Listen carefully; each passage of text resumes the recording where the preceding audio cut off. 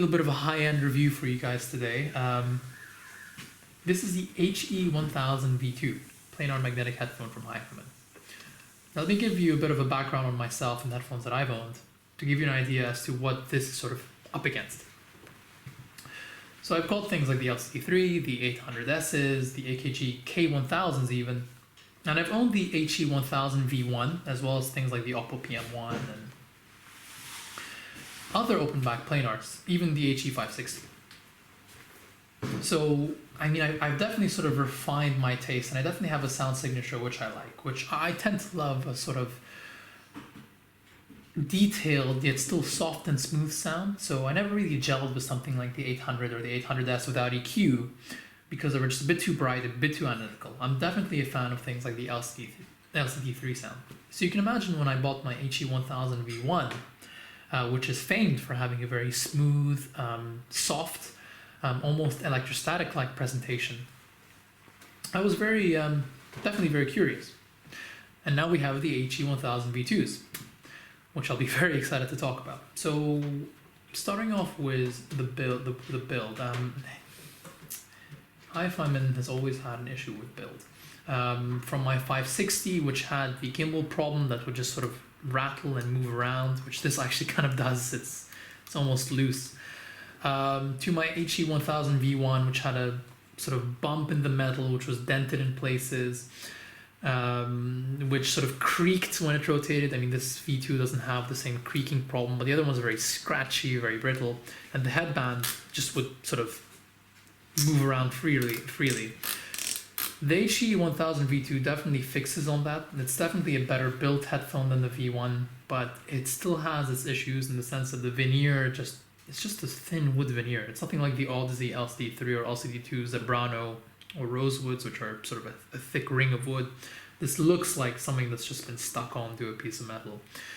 I do prefer the somewhat more matte look of the V2 over the V1. Definitely makes it look slightly more premium, I felt, than the shiny sort of soda can look, which the other one had. But again, overall, I mean, this and this articulation doesn't really feel great. And I would expect a lot better for the 2,600 pounds that the HE1000 is going for. If you look at things like the LCD4, you're getting a lovely travel case, fantastic braided cables, whereas the cables on this is like sort of a test tube-like grayish cable, which I think is a step back from the V1, strangely. I'm not sure why HIFIMAN did there. Anyway, speaking of the V1 comparison to these, what has changed, apart from the color of the metal? The thickness of the cups has as well. There used to be a small gap in the V2, in the V1s, and now that's sort of been shrunk down, so the driver is a little bit closer to your ears. The material on the focus pads has also improved ever so slightly, and the cables have changed. But apart from that, the nanometer thick diaphragm is still the same, the magnet array is still the same, the sort of invisible magnet sort of width is still there. It's mainly the same, it's just the cup width, which has caused a slight different change in tuning, as well as the slight improvements to build quality and headband stability, and the cables. Even the box of the V2 still says HE1000. It's very hard to differentiate unless you have them side by side. But onto the sound, which of course is the most important thing when buying an open back planar magnetic headphone. And we'll start with the bass as I usually do. Lovely planar magnetic bass. Absolutely bottomless, amazing extension, just like the HE1000 V1. Not boosted, so those who like to EQ might want to give it a bit of a shelf, sort of below 100 Hz. It'll 100% take it. It is very clean, very quick, very articulate bass. Though it does not have the level of punch that something like the LCD3 has. It does have a bit of that sort of planar compression in the bass where it feels a bit restrained. It's not as bad as sort of the 2015, 2014 LCD3s. But it's definitely a bit there. I definitely wish there was a bit more weight, just a bit more impact. And this is sort of a trend which you'll see carries forward throughout the sound. So moving up from the fantastically clean, detailed bass, we get to the mids. The mids are very soft. It's true, it is a very sort of electrostatic presentation. The lower mids have nice body. They're not overly accentuated, but they're not too recessed, so male vocals do have a nice amount of body to them.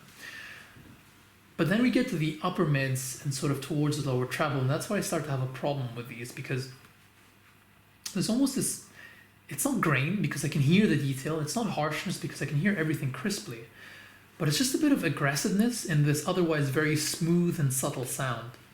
And this is definitely a bit more aggressive than the V1. The V1 was very soft, very laid back in the mid-range, very spacious and airy, and it did have a slight bit of haze, a slight bit of softness where transient edges were a bit sort of dimmed down. The V2 fixed that.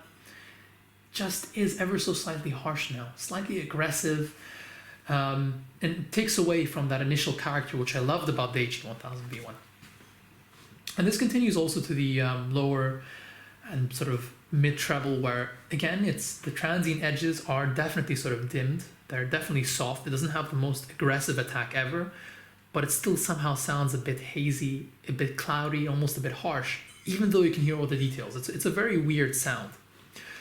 But again, it works wonders for things like classical or music that doesn't require a sharp transient attack at all times. And this extends to the upper treble as well, which again is very detailed. It has good air. It's not as airy as something like HE800, which has a boosted upper treble. It doesn't have the crispness of something like an HD800, which is a good thing. But again, still a little bit hazy. Now on to soundstage and imaging. The imaging and soundstage on the HE1000 is definitely the strongest point of why I think anyone would buy this.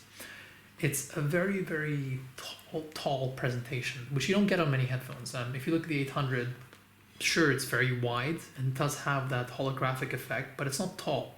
Putting these on after listening to the HD800 makes the HD800 sound small.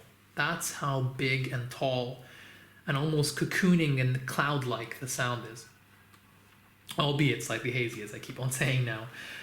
It's definitely like an electrostatic presentation. If you listen to something like the Stax SR009 or even something as low as the Lambda, you have that sort of that floatiness of the sound around you.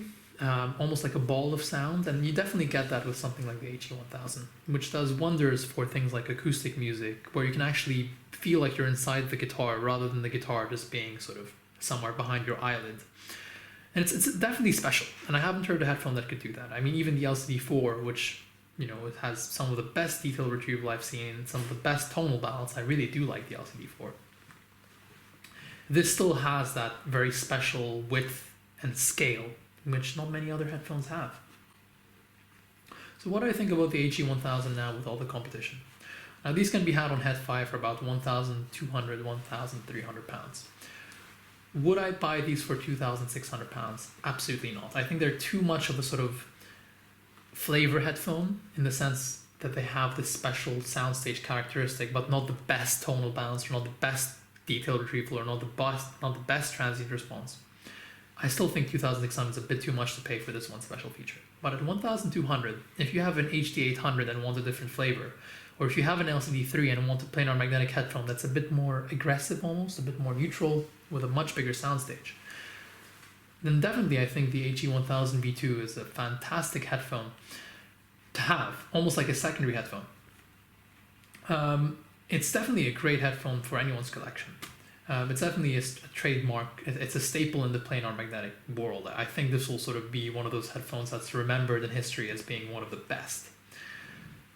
But again, it's not the headphone that I personally would want to listen to every day. It's not the headphone that I'd want to sit back with, get on some EDM tunes and listen to. I much rather sort of favor a perfect tonality and then look at soundstage and imaging later. Because in the end, that's the defining feature of most music for me. So yeah, the HE1000 V2, definitely give them a listen if you can. A worthwhile headphone for sure, but don't go around spending full price for them. Do not do that.